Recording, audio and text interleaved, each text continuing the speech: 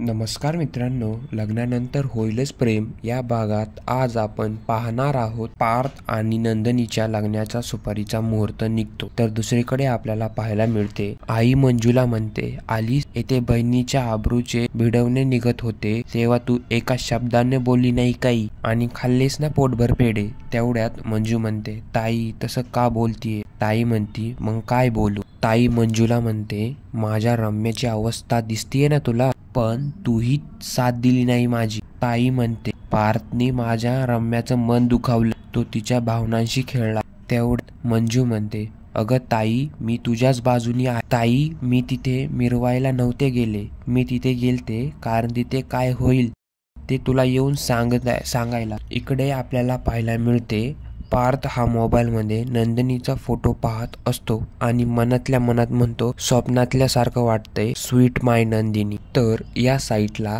ताई रागात मंजूला विचारते, मोहितांच्या घरी काय झालं? अगं मंजू काय झालं? मंजू म्हणते, चांगला मुहूर्त बघून सुपारी फोडायचं ठरलंय. हे ऐकून रम्या रडायला लागते, पण ताई तिला सावरण्याचा प्रयत्न करत ताई रम्याला म्हणते, कितीही सुपाऱ्या फुटू, कितीही साखरपुडे होऊ, जोपर्यंत वसुंधरा जिवंत आहे तोपर्यंत हे लग्न होणार नाही, कळलं?